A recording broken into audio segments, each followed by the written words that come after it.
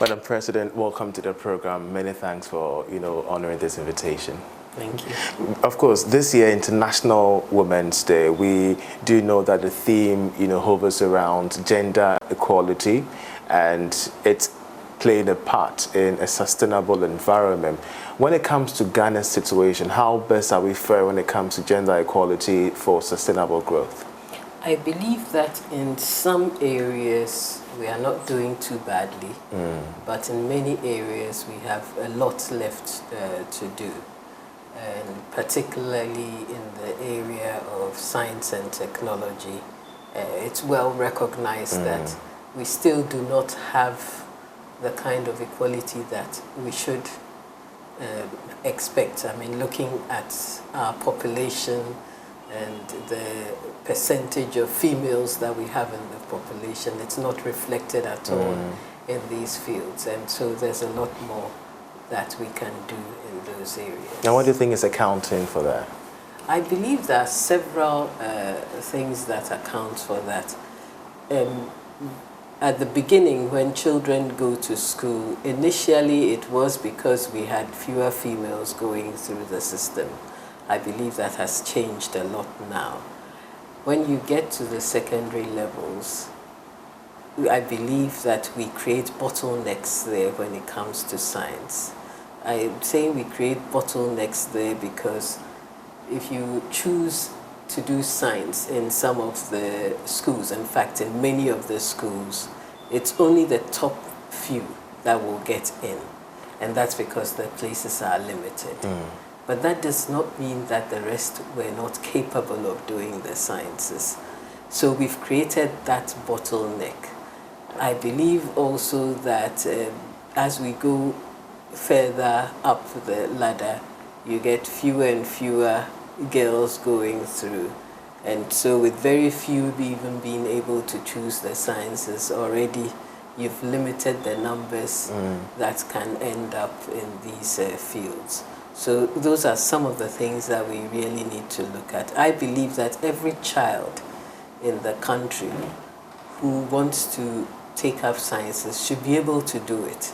There should be no bottleneck whatsoever at any stage in the educational system.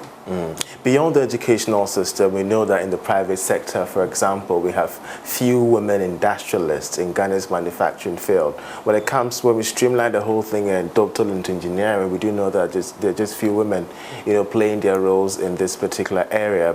How is it affecting us as a sustainable economy? It's affecting us in so many ways that we will not even know. Everybody is created different. Everybody brings something different to the table.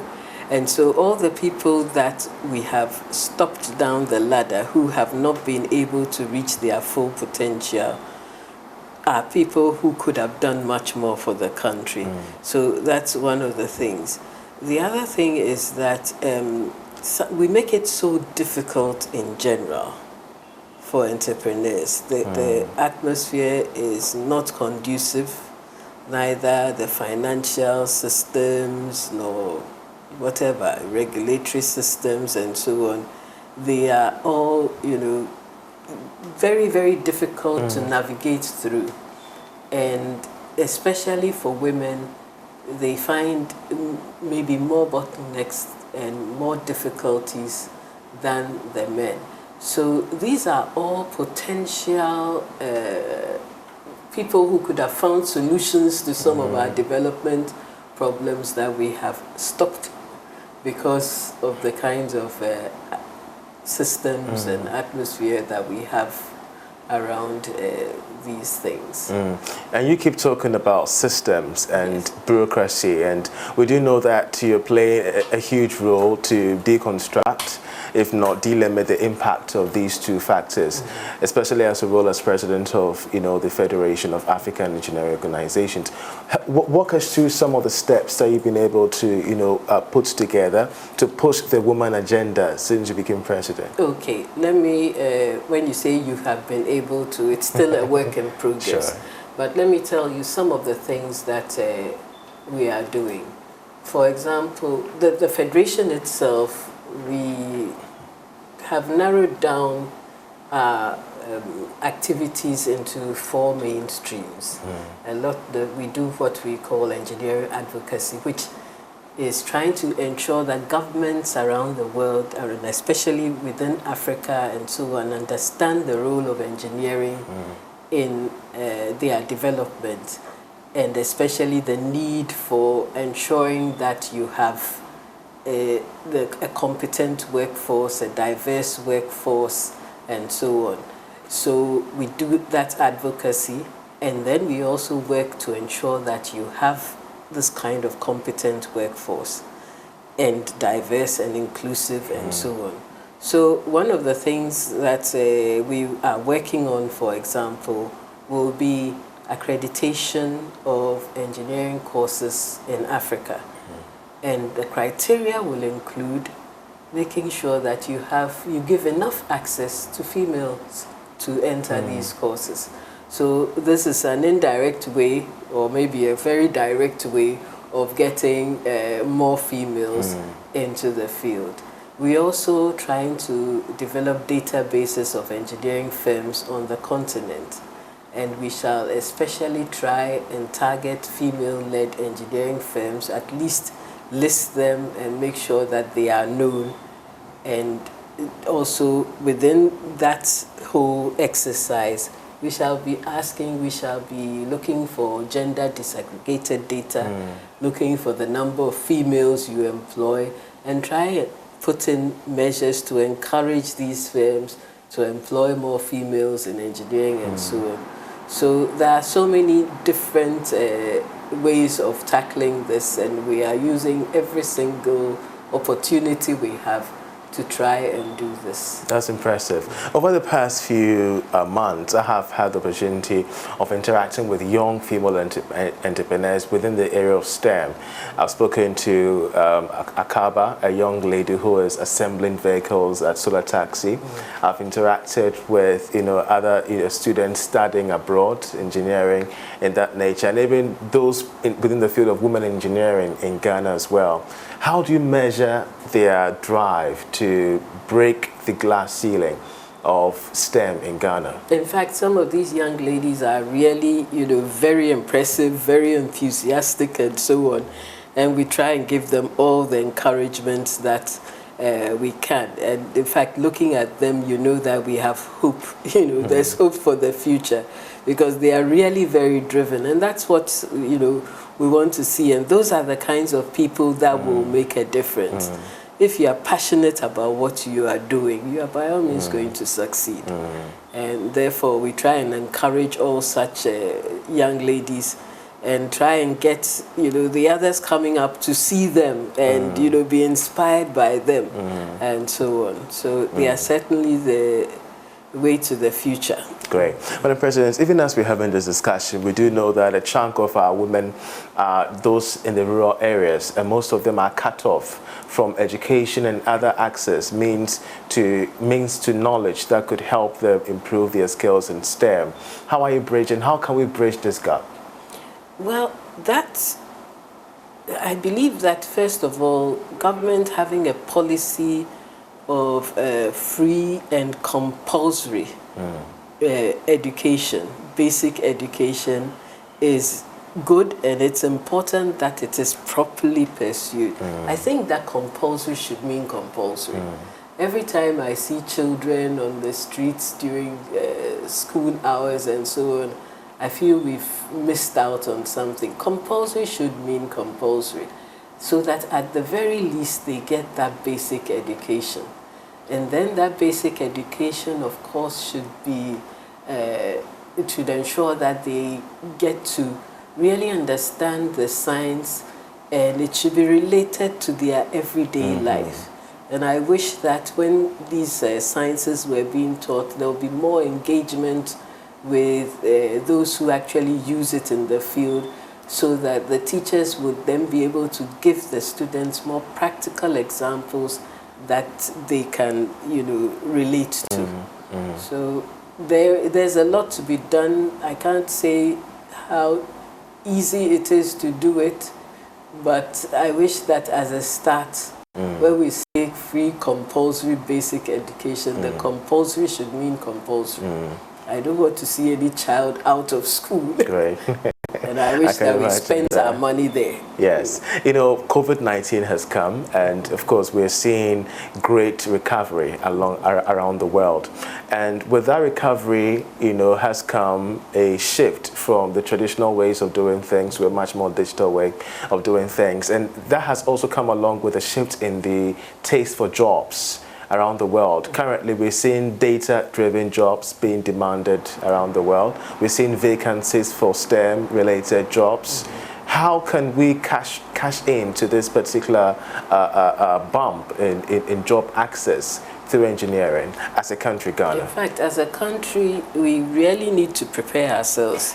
And that means education, and the right kind of education for our young people. It's good you mentioned data-driven, because the future is all going to be driven by data. Data is very important.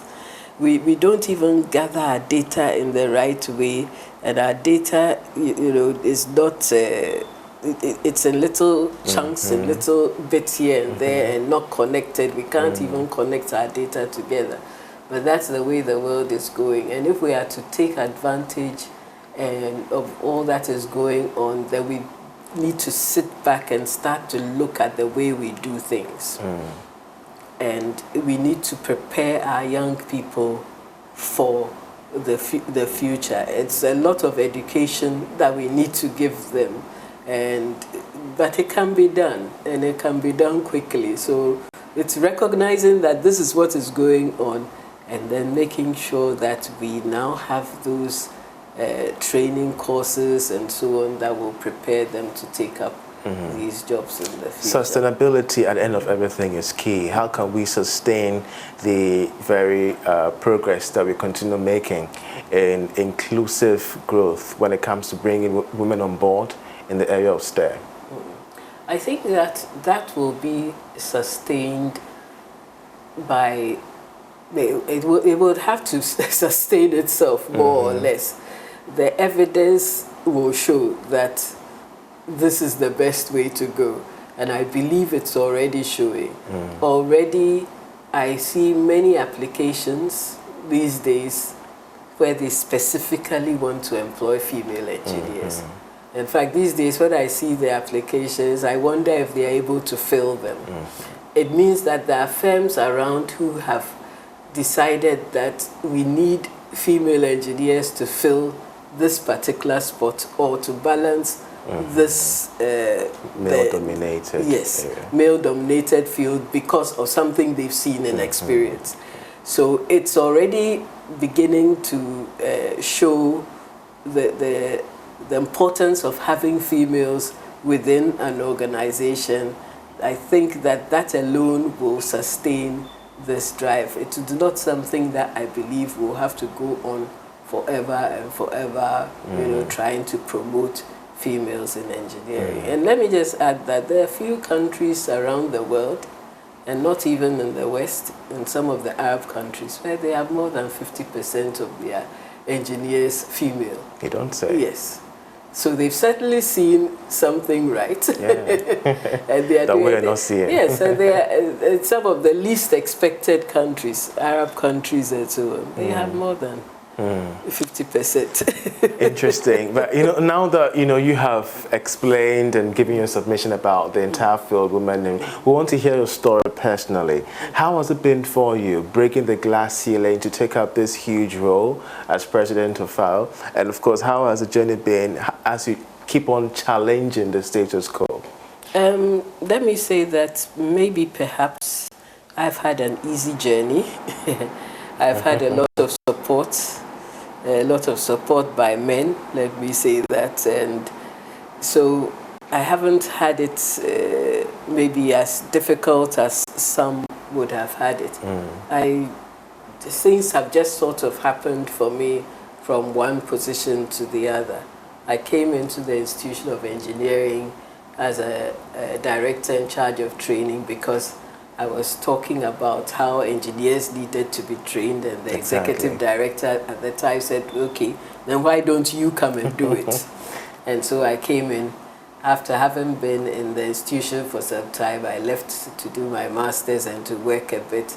And then I was called in again to become executive secretary because I had acted in that position before. And they needed somebody who could, do the job and understood everything. And so that's how it comes. So it's more or less like I sort of accidentally came into it. But it came with planning, I guess. I wouldn't say there was too much planning involved. Maybe planning by others, but not by me. Because at some point after I left, I did my contract and they had wanted me to stay on, but I didn't want to. I wanted to go back to practice engineering. When I had finished and I was staying, then somebody came and said, oh, why don't you become president? And I thought, never, I don't have time. But somehow, I just remember there was this engineering council bill on other things that were being promoted. And I thought things to be done differently. And it just occurred to me, well, then you'd better become president and make sure that it's done the way it should be done. And we're very grateful to have that interaction with you when you're president here. But I know the journey has been very much adventurous for you, but I want you to finally send a message out there to young girls, to women, who are striving to be the best of themselves in their respective endeavors, be it STEM or any other area of profession that would want to venture into. If you could just look into the camera and encourage them as we celebrate International Women's Day. Well, let me just say that as we celebrate International Women's Day, women all over Ghana should realize that they are important to this society and their contributions matter. Find what you are passionate about, find something that you really love, and do it with all your heart. Don't look at the money. The money will come if you find something that you are really passionate about. And then you'll be able to make your contribution to the country, and we shall all benefit from it.